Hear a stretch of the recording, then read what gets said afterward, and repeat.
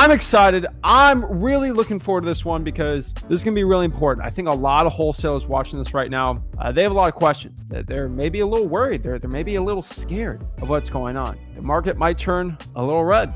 They don't know what's going to go on. They don't know what's going on in wholesaling real estate. So what I want to do in this video is really share exactly my top 10 recession-proof wholesaling hacks, lessons, just in a book format, pretty much what it is. And what I want to break down now is kind of my hacks and lessons I want to bestow onto you of that has been working really well for me, what I've seen working on right now, and how you can make a ton of money, guys. And guys, we're still doing $50,000, $60,000, $70,000 deals. Now, there's less of them. I'm doing more $20,000 deals, but remember, guys, it's because I'm doing more deals, it's netting me more money. And that's the point. I was never able to do the amount of deals I'm doing right now than I did the past 2 years, because there's less wholesalers right now, in my opinion, in my market. And the coolest part about that, on top of that, is actually, no, there's not less wholesalers. There's actually more wholesalers right now in my current market, but there's less wholesalers overpaying, I would say. And on top of that, there's just more motivated sellers. And because when real estate's going weird, there's more motivated sellers, more deals, and I get a better portion of it. So if I get 75% of all the deals in my market and the amount of deals go up, I make more money. And you guys can go on it too. You're just gonna have to do more deals, but you'll still make more. Shout out to Camille, 39 grand today. Awesome, love to see it. So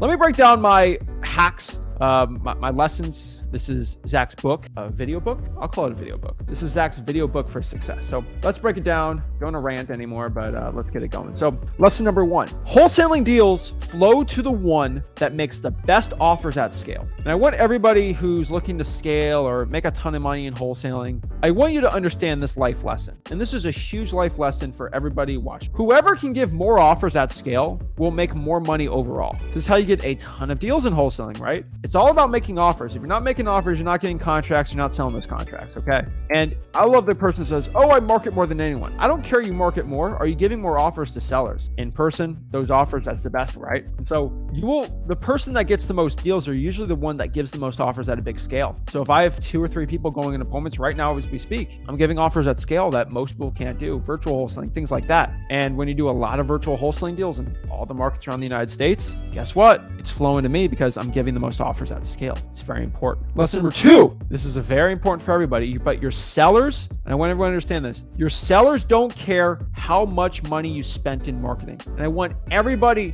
to really understand this. I want to make this very clear to everybody. Your seller does not care how much you spent in marketing this year. They don't care. They don't care how much you spent on your postcard. They don't care how much you spent on your VA. They don't care. And so I think a lot of wholesalers out here, they see someone in competition and they think, oh my gosh, they spent all this money in marketing. I have no shot. When you're behind that seller, nobody cares. This is the same thing as fighting. And I love fighting. You know, when you go to like boxing or MMA, does it matter that the other guy spent 100 grand on boxing trainers? No, it doesn't matter. It matters how much pack a punch that person can do and how much they can fight. It's not about how much money they spent on training and all this fancy schmancy stuff, right? And I think a lot of gurus do that. You know, they'll spend hundreds of thousands of dollars on the latest studio and but they're so fake and stupid and broke. It drives me crazy. They spend all their money on the studio, not in the wholesaling business. But I can tell you, your seller doesn't care. They care about if you can help them out, make them some money and help them out. That is it. They don't care how much money you spend on the list or all. It doesn't matter. If you can get in front of the seller, that is all that matters. And so a lot of people think, oh, because I spent a bunch of money, I deserve more deals. No, it's all about making offers at scale. It's all about making those offers, getting in front of, like, that's what actually matters. A lot of people think what matters how much money you're spending. It's not how much money you're spending that matters. It's going out here and helping sellers out that matter. So the amount of money you spend honestly doesn't matter at all. Okay. Here's the next really important lesson, the next chapter in the book. You are only judged on the deals you make, not the ones that go bad or the ones you don't do. I want everybody to understand this. I've had a lot of failures in wholesaling real estate the past 6 years. I've had a lot more successes than failures. Here's the thing. You only see my failures in wholesaling when I decide to tell you them. You've never seen other failures I've done in wholesaling. You know why? Because you ain't going to know about it. It ain't your dang business, right? But like, what I mean by that, like, I've had plenty of leads where I go on the appointment and I just didn't get the deal. I didn't close them. It happens, right? Do you guys know about that? No, you don't know exactly. Like, you haven't seen that. Like, it's in my head, but nobody can judge me for not getting the deal unless you tell them. So here's the thing. Nobody around you is going to know if you didn't get the deal or not. So stop worrying about forcing yourself to get a deal or not. It's like basketball. basketball, I love basketball. And the thing about basketball, when you're doing a basketball game, it's all recorded. There's tens of thousands, hundreds, probably millions, if you look at the internet, watching you miss that shot, right? Everyone will see you miss that basketball shot. So you're judged on the shots you missed. The coolest part about wholesaling is you shoot the shot, and if it doesn't go in, nobody sees it. But if it does go in, everybody sees it. That's pretty dang cool. It's like hitting the pause and rewind button on a video game, where you can just, you make a mistake and kind of go back in time, right? And so when I'm looking at this, it's like a time machine. And it's just like, no one sees you fail at all. They only see you actually do the deal. They only see you with the check. And so when I fail at something or whatever, like, you ain't gonna see it. It's on public record, but you only see the things that do well. That's pretty dang cool. And I want everyone to understand, so stop getting all caught up and going out here and feeling, oh, I'm doing a cold call and I'm gonna fail. And nobody's gonna know that you failed on a cold call. Now, if I fail on a cold call, it's gonna be live recorded, and I ain't taking that out. Gurus will edit it out for their cold calls or whatever. But like, if the person says no to me when I offer them over the live call, obviously you're gonna see it because it's recorded, it's live. But like with my cold callers, like if they fail, I'm not gonna judge them. But like, you guys aren't gonna see them fail. You'll see them if they do well. Maybe I'll do a video on that. But like, you're not gonna see the failures. You're only gonna see the successes. So stop judging yourself over potentially failing, because the only person that's gonna see that's you. Now, I'll tell you this. By failing though, the only side effect I would say is you might wake up one day and be like, why in the dang world did I do that? And you're just gonna cringe. Like, have you ever just, like, I don't know, sat at bed at night sometimes, or like, you're just sitting in a car or you're waiting for something, and you think of something really embarrassing you did when you were like 12 years old in front of everyone in 6th grade, and you're like cringing at, you're like, oh my gosh, I can't believe it. And you go back into that moment and you're like, that might happen. And that happens a lot for me in the beginning. But I'll tell you, like, I've had plenty of those moments in middle school, right? Even high school. So it's like, yeah, but like, that's when everyone saw it. But like, just, you're gonna think about it. Don't get too worried over it. Next thing, and I want people to understand this, especially when real estate goes weird. The harder it is to pull a list, the better that list is for wholesaling. There's less saturation. And this is a very easy law. I'm like Sir Isaac Newton with wholesaling rules, I guess. But like, the harder it is to get a list, there's less likely other wholesalers are going to pull that list. So for example, you're pulling a code violation list in your city. If they say, no, we're not going to give you the list, most wholesalers are going to say, oh, they said no, I'm just giving up. But the guy or gal that goes out here and says, no, I'm going to keep asking for it till I get it, and then they get that list, there's like a firewall. Most wholesalers can't break through. But if you break through, now no one else can get that list. Now there's like 2 or 3 wholesalers that get that list out of 300 that are trying, and they all give up. Now you have exclusive access to that. That's why the list is going to be better. And this is why government lists on average are better to get, because it's a lot harder to pull it versus going on PropStream and just click, pulling a list like that, right? They just, statistically, the harder it is to pull a list, the better the list is. Next part here is, what is the perfect equation for wholesaling results? And it's not that complicated, but how do you get good results in wholesaling? It all comes down to the marketing you do multiplied by the offers you make minus the cash spent. That will result in how good you are in wholesaling real estate. If you can make a ton of offers and have really good marketing, you'll be fine. Now, I would say offers minus cash spent, but your marketing is going to have a key play in that. About time is marketing and offers. But for you to become successful in wholesaling, and for you to actually go out here and really break down everything you need to know about how to actually get good results in wholesaling. And I'm trying to think of the best way to approach this, but like, it's really simple. It's just how much marketing you're doing. That will lead you to giving offers, and you giving great offers at a large scale will do well. Now, if you're spending 50 grand a month in wholesaling, like, marketing, that ain't gonna be good. So that's why I minused off cash spent. But that's how you gotta look at it. So if you're like, Zach, I'm not getting great results at all. Oh, I'm not getting good results. My wholesaling sucks. I'm terrible at this. All right. Is your marketing bad? Are you not getting a lot of volume in your marketing? So let's look at the marketing part. And how many offers are you giving? Multiply that, your quality of marketing and the amount of marketing, and then the offers you're making. And if you're spending too much money, then that's going to make you negative wholesaling results, right? And so that's the equation you really have to put out here too. And I even use that equation in my own wholesaling real estate business, because my volume increases and that's giving me more deals. This is a really important one. And this is a very profound lesson. And this is a lesson I can tell you that took me a very, very, very long time to learn. And I want everybody to really, there's one thing you learn from these lessons. I think this is probably one of the most important parts, but you need to treat your cash buyers like your sellers. Your wholesaling wholesalers don't do this. And honestly, it gets me really sad. But treat your cash buyers like sellers. If you do not treat your cash buyers like sellers, you will fail. Why do people treat sellers differently than cash buyers? I don't get it. When you're dealing with the seller, what do you do with the seller? You follow up with them. You care about their needs. You care about why they're doing what they're doing and how you can help them out with that goal. And you talk to them a lot. With cash buyers, you treat them like trash. Here's the deal, buy it. Yes or no? Like, it's transactional at that point. You're not transactional with the seller. If you're successful in wholesaling, you are not transactional with the seller. Treat your cash buyers like sellers. How are you doing, Mr. Cash Buyer? What are your goals? How many properties are you looking to buy? How can I help you out with that? What areas? Follow up every month. Build that relationship, that rapport. People don't do this. And this is separating people that are getting cash buyers wanting to buy their deals and not buy their deals. Hey, I like this Zach guy. You know what? I'm going to go buy his deal. Maybe it's not something I would usually buy, but he's a great dude. And I want him to send me more deals, build that relationship. Guys, I get these crazy big deals because cash buyers will overpay, but they like how I do business and they know they can trust me. And that's a very hard thing for a lot of wholesalers to have. But if you start treating your cash buyers like sellers, it will happen. Now, this is another one. This is a very controversial statement, but it's true. Never trust anybody. And this is even for me.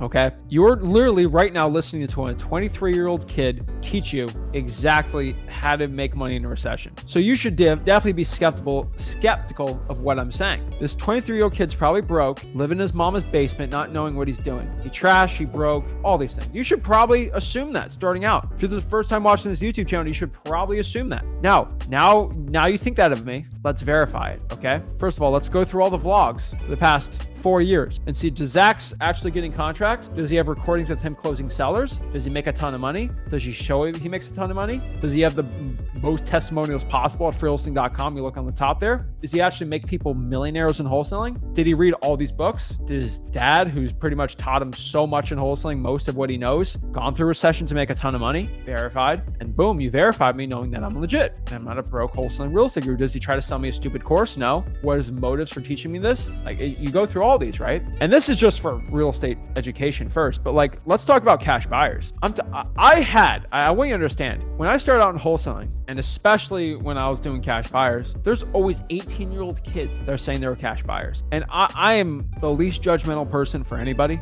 I do not judge. But when it comes to business, like outside of business, there's no judgment at all from my heart. And even on the live stream, there's no judgment for anyone I talk to. But when it comes to business, I will judge you so hard not because I'm a judgmental person, but because I've learned to never trust anybody. So if you're 18 years old and you say, hey, brah, I'm your cash buyer, dude. Okay, you're a cash buyer. First of all, in my mind, I don't trust you at all. Even if it's a 60-year-old man who looks like a millionaire with his AP watch, I don't care. So what I'm gonna verify first. Hey, show me your bank account. Okay, this looks very photoshopped. Can I get a letter from your bank? And I'm gonna call that letter. And if your letter's wrong, it's actually bank fraud. Guess what happens? You never message me back. I get people that fake proof of funds letters and give me fake screenshots of bank accounts. And I get a letter stating that this person has this much in the bank account from like Chase Bank or Bank of America. And then I call the bank and I literally tell the person, if this is a fake proof of funds from like a big bank, this will be reported and you'll go to jail for bank fraud. Are you willing to do that for a fake proof of funds letter? They never message me back. It is illegal to send a fake letter from a big bank stating this much money. That is bank fraud. It's a crime to do that, right? Because you were defrauding somebody. And so I always never trust anybody. Now I get things all the time. Now I have always said this one story and I'll keep saying it because this guy blew my mind. This guy, Hunter Raish in Arizona, I think his Deal Hub, Property Hub AZ. I'm sorry if I'm saying it wrong. I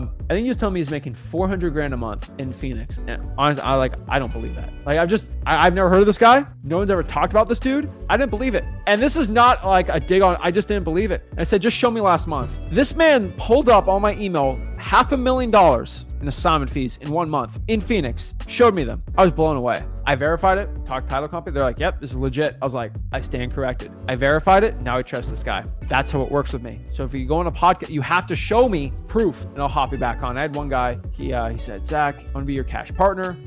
You're one of your JV partners in the state. I think he said, I could get wrong. He said, I make, $75K a month or whatever. I said, perfect. Send me over your HUDs. I said, okay. But he said, you know what? That's private information. I can't tell you. I'm like, well, then we're not going to do any deals. But you can trust me. I'm in this mastermind. I could care less. And I go through this whole spat with the guy. But I'm like, unless you're going to show me actual HUDs, like, oh, but it's against privacy of that. I'm like, you're not a nurse You're not a doctor. There's no HIPAA laws. Okay. It's public information who owns property. I won't trust anybody to work with me in a business unless I actually verify it for real. It's the truth, right? And so I think a lot of people need to start doing this. Don't trust it. Okay. If the seller calls you saying they are this person, I want you to just make sure that they go with the property appraiser, make sure that John Carlos Smith over the phone is the owner, because sometimes it's different, right? I had recorded a vlog yesterday of I made about an hour of calls on deals we did. We did 3 JV deals yesterday. Shout out to everyone that's sending us deals at sellmypaper.com. But we had 3 JV deals. I underwrote 12 deals. I called the wholesalers. I talked to cash buyers, and I recorded it. It was actually at my home, at my house. That's what I do when I don't do live streams. I recorded it. We chopped it up. We edited it like a really cool vlog. We went over the assignments, deals, things like that. And one of the deals, which is live on the vlog, we actually had a seller who was lying about being a seller that signed a fraudulent contract, and that was crazy. But we have the vlog. So if anybody's interested on that vlog, let me know if we should drop it or not. Maybe I'll just delete it. Who knows? But it was pretty cool. 3 deals. Well, we got 3 assignment of contracts ready to go from that day. But I was talking with my team, everyone on the sellmypaper.com team. I was talking to a couple of those guys and gals, and we were really doing it really cool there. Let me know if you guys want me to record. I don't want to get on a tangent of me JVing wholesalers, JVing your deals and actually record the whole process, like addresses, going through the property, making repair costs, looking at ARV comps. Let me know if that's cool or not. But never trust anybody. It's crazy. I've even had people try to get me on fake appointments because they're the wholesalers, but I verify trust. Don't trust anybody. Verify first in real estate. I'm telling everybody, verify first. Now, next here, this is a really important lesson too. You are overthinking things. Just lowball. And this is a sentence I've told so many people time and time again, but you are 100% overthinking things. Just lowball. Oh, how much should I offer? Okay, I don't care. Just lowball the seller. Think of an offer that scares you, go 15, 20% below that and just offer it. You will be shocked at how many sellers will say yes to that. I had a guy on the vlog yesterday I was recording. He sent me a FSBO and I popped up the lead and I just rolled my eyes. I'm like, oh, FSBO. And it was a FSBO for like 375 grand. And I was like, ugh. And then on the vlog, I pop up the contract. This man has it locked up for like 240. I'm like, okay, we got a deal. And I'm talking to my JV partner in Phoenix. And he's like, this is crazy. And it seems like a really good deal. Maybe make 30 on it. Hopefully we're talking to our buyers right now. But like that I was like, you know what? That was amazing. 130K low ball. He got 130K off the listing price. That's a FSBO I can sell. Okay. So let's talk about making good on FSBOs. Okay. And so I think it was really cool. But even marketing, you're overthinking. What market should I get? Just choose a market. Use our rules we have at Wholesaling.com. But most of you guys are just overthinking it. Don't do it. Next here, this is a really important one. This is actually a 2-pronged one. So number 9 and 10 are kind of the same, but it's together. The wholesaler who cares about the seller more wins. So if this is a battle of one wholesaler and wholesaler number 1 and 2 who have the same price, who are both at the appointment, or they go to appointment at 1 o'clock and 2 o'clock, who's the seller going to choose? The wholesaler who cared about the seller more will win. The person that went to meet, the person that followed up more, the person that built more of a connection, the person that made the best assurance that they'll buy it for cash in the most legit way possible, that person will win. That is how a seller usually chooses, whoever gets the most rapport. Now, this is different than the other part. And this is the same rule, but slightly different. The wholesaler usually who got to the seller first wins. And so I personally, with my team, we build the most rapport with our sellers. There's usually not one person in our market that can beat us one-on-one on appointments. There's not one person that can beat us one-on-one when we actually talk to the seller, because the rapport wins. We're really good at it. But how do other wholesalers do really well? There's guys making $500,000 plus in my market that they are way worse than me. I'm not saying this in a mean way. They're not as good as our team on rapport, but how do they win? Because they got to the seller first before me, because you ain't gonna beat me. But if you're faster than me, usually you can win, right? And so let's look at war or battling in general. How if you are going against a force that is bigger and stronger and definitely someone that you can't beat? Like if you have 100 soldiers and the other person has 1,000 soldiers, how are you going to win, right? Think of 300, right? You got 300 versus 100,000. Obviously they didn't win, but like how do they pretty much win the days of it? How do they not get destroyed? Well, they had the hot gates, right? And they had the passive perceptively or whatever in Greece, Sparta they had there, but like they just had better strategy, right? And you can beat a better force with better strategy. And in wholesaling real estate, this translates to speed. So when I started out, I wasn't really good on rapport or talking to sellers. Everyone was better than me. but I got to the seller faster. I got in front of the seller and got the appointment before the other person could even have a conversation with the seller. Because of that speed, I won. So if you can really look at this, if you can be faster than every other wholesaler, and if you can actually build a ton of rapport there's no one that can beat you in wholesaling real estate. And that is the truth, guys and gals. So that's my little book explanation on my top 10 recession-proof wholesaling hacks. I can tell everybody watching this, real estate wholesaling moves in cycles. You can make money in every single cycle. You just got to understand what to do in each cycle. So in the cycle we're in currently right now, if real estate's going down, we're going to up our marketing and we're going to get more niche lists. When real estate is going up, maybe what we should do is we should just do more marketing.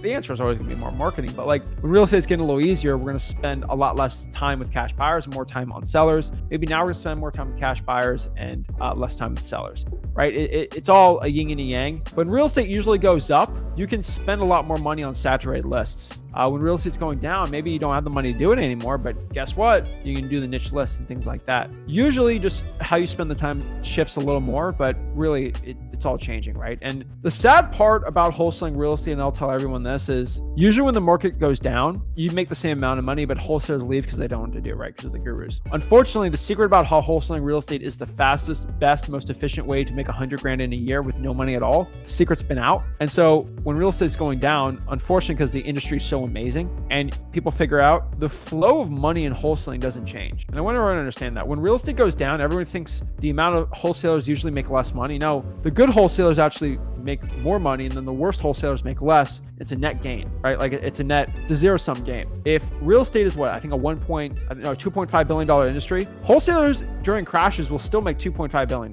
Wholesalers in a good market make $2.5 billion. It's just do the top wholesalers, the 1% of wholesalers, they make most of the money during a crash because they know what they're doing. They're smart. Same thing with stocks and stuff. And so I'm part of the 1%, the Illuminati of wholesaling. They're in the 1%, and I'm making more money than ever right now. Now, if you're not knowing what you're doing, you're a beginner, you're probably gonna make less money. And so you should do what the 1% is doing. And that's what I'm the only person in the 1% that'll just show you what to do and what you got. Oh, but my course, that ain't a thing. So I want people to understand that you will make the amount of money in that wholesalers make actually stays the same. It's who's making the money changes. And so that's why I get it. I've been telling everyone, I think for 4 years I've said when real estate crashes, I'll make more money. And I don't want that to happen, but it will. Guess what happened? I'm doing hopefully 1,000 wholesaling real estate deals this year. So it's like, just because I know how to do it the right way. And so I want everybody to understand that. So that is it. That's my little